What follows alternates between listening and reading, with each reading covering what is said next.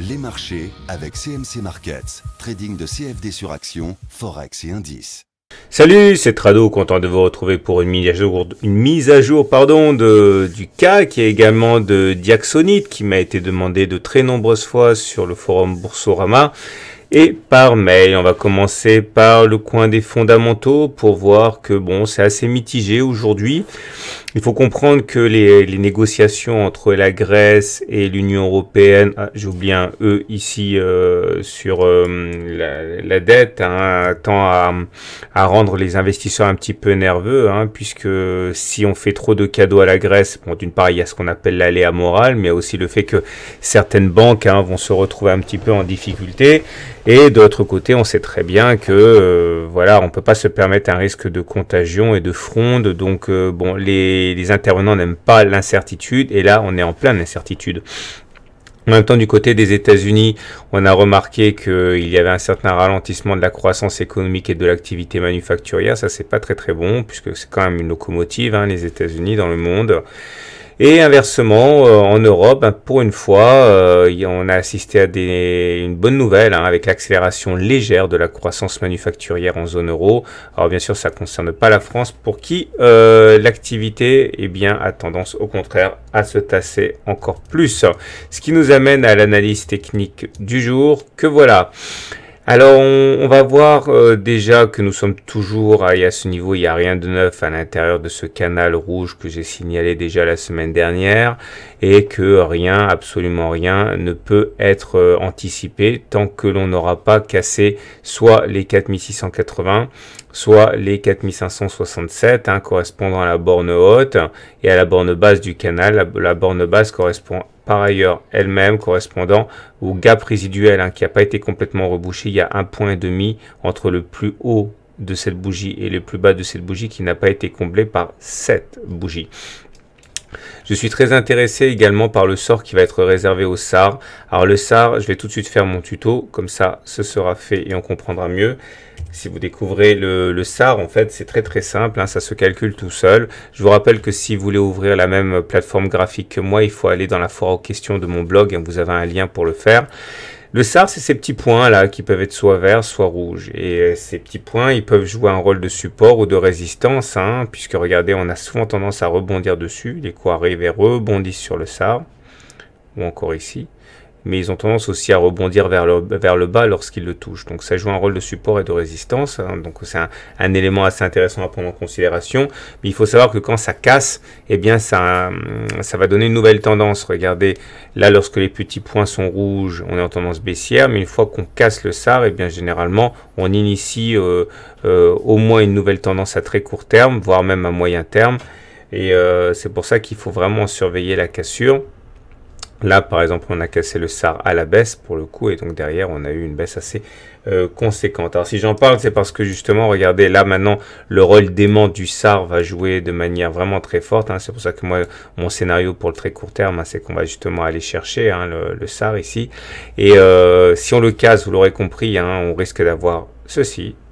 Une fois que le SAR est cassé, ça peut donner effectivement une nouvelle tendance. Par contre, s'il joue bien son rôle de support, comme on l'a vu précédemment, ça peut nous permettre d'aller chercher à la cassure.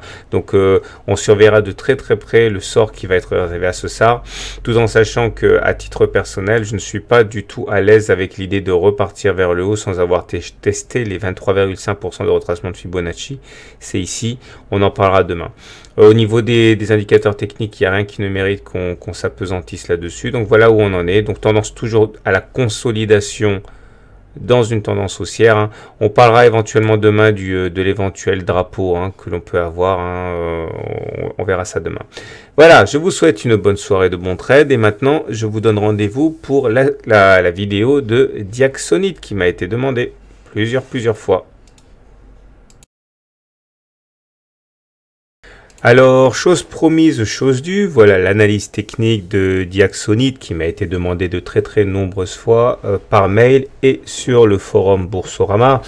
Voilà où on en est. Bon, alors, comme on pouvait s'y attendre, la tendance est clairement baissière sur Diaxonite. La question n'est pas là. La question est de savoir quand on pourra éventuellement espérer une inversion de tendance et quels seraient les éléments précurseurs. Alors, tout d'abord, pour s'assurer que la tendance est bien baissière, on voit bien que les pics sont descendants et que les creux sont descendants aussi, ce qui au regard de la théorie de dos signifie qu'on est en tendance baissière et cette tendance restera baissière tant qu'on n'aura pas commencé à aligner des pics et des creux ascendants, voilà.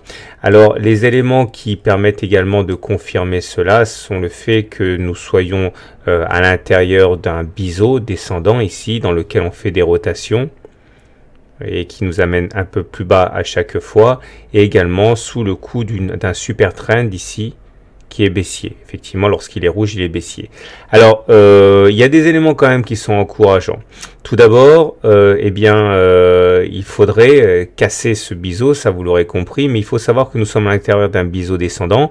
Or, les biseaux descendants se cassent plus souvent par le haut que par le bas, c'est un fait statistique.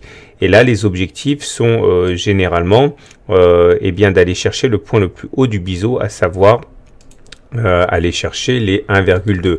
Une fois que l'on a cassé, on n'y est pas encore, tout en sachant qu'il y a des résistances intermédiaires qui correspondent à tous les points auxquels on accroche l'oblique haute, à savoir 1,13 et 0,8. Mais en tout cas, si on devait effectivement valider la sortie de biseau, eh bien ce serait un objectif tout à fait crédible que d'espérer les 1,2 à moyen terme.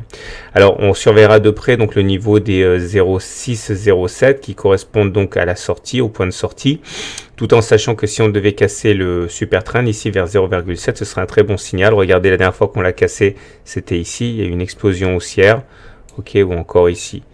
Donc les éléments positifs sont ceux-là, hein, c'est-à-dire que généralement cette figure se casse par le haut. Un autre élément positif sans doute, c'est le fait que les volumes sont assez surprenants. Regardez, lorsqu'on a fait notre creux ici, ok, contrairement à ce creux-là, eh bien les volumes étaient très faibles. Là, il y a vraiment, semble-t-il, eu un mouvement de baisse alimenté par des volumes. Regardez, ils étaient là, les volumes. Par contre, sur le dernier creux, ici, eh bien, les volumes ont été très faibles. Autrement dit, c'est une baisse qui s'est faite sans vraiment de conviction. Par opposition, regardez ce qui s'est passé sur les précédents plus hauts, ici et là. Les volumes étaient vraiment très importants. Autrement dit, c'est des moments qui ont des mouvements haussiers qui ont capoté, mais qui témoignaient quand même d'un véritable engouement haussier. Alors, je ne peux pas dire hein, qu'il s'agit effectivement de gros qui prennent position, parce que ça, je n'en sais rien. Mais en tout cas, le fait que les mouvements haussiers soient accompagnés par des volumes beaucoup plus importants que les mouvements baissiers sont assez encourageants. Bon, encore une fois, ce ne sont que des débuts de preuves, mais c'est mieux que rien. On remarquera également au niveau du momentum que même si la tendance est toujours à la baisse hein, sur ce momentum, il faut comprendre ce qu'on mesure, hein, c'est la pression haussière. Donc la pression haussière est faible, mais elle est toujours là et elle le restera tant qu'on sera au-dessus de 0. Bien sûr, il faudra faire attention au moment où on casse cette ligne de 0, parce que si on devait casser la ligne de 0 sur le momentum, regardez ce qui s'est passé les dernières fois que ça s'est produit, hein, c'était des baisses assez conséquentes. Mais pour l'instant, on est toujours positif, hein, regardons le verre à moitié plein pour l'instant. J'aimerais terminer avec une analyse de type Ichimoku. Alors Ichimoku, pour ceux qui ne connaissent pas, c'est une technique japonaise que j'affectionne particulièrement, sur laquelle j'ai fait un e-book aussi. Regardez, c'est ça qu'il faut retenir. Tout dépend de la position par rapport au nuage. Tant qu'on est en dessous du nuage, le nuage, c'est la zone qui est verte ou bleue ici. Okay. Quand on est en dessous du nuage, on est en situation de grande vulnérabilité à la baisse. Parce que la tendance, tout simplement, est baissière. Ça s'est produit ici, ça s'est produit là. Okay. Pour qu'on bascule en tendance haussière, il faudrait donc qu'on se retrouve au-dessus du nuage. C'est un minimum. Okay. Donc, il faudrait passer au-dessus des 0,8. Pour l'instant, on n'y est pas, mais on comprend encore une fois que cette zone des 0,7 est vraiment très importante, parce que si on arrive à réintégrer le nuage, eh bien on cassera la tendance baissière au regard du système Ichimoku. On sera simplement en tendance neutre comme on a pu l'être ici, donc sans tendance. Donc pour faire simple et pour résumer, on est bien sûr, évidemment, c'est clair comme de l'eau de roche, en tendance baissière. Il y a des signes précurseurs qui laisse espérer une issue favorable. Ce sont les volumes et c'est la figure en biseau descendant qui se cache généralement par le haut. Néanmoins, aucune preuve tangible ne sera apportée tant qu'on n'aura pas franchi donc à minima hein, les 0,6, 0,7 qui correspondent à la sortie de la figure, à la cassure du super trend qui capte les cours, donc 0,7, et a fortiori, tant qu'on ne sera pas passé au-dessus du nuage, à savoir les 0,8. À noter que le passage des 0,8 est doublement important. Important parce que ça veut dire sortir du nuage, surveiller donc 0,8, mais également parce que ça voudrait dire que les pics deviendraient ascendants, puisque le dernier pic est à 0,8, donc si on passe au-dessus des 0,8, on serait à la fois au-dessus du nuage et au-dessus du précédent pic, donc c'est-à-dire des pics ascendants, donc ça veut dire tendance haussière au regard du système de dos. Voilà, on est actuellement à 0,6, visons 0,7, 0,8, et là ça pourra être pas mal. Voilà, je vous souhaite une bonne journée, je vous souhaite de bons trades. Si vous ne me connaissez pas, je suis Trado, j'écris des e-books.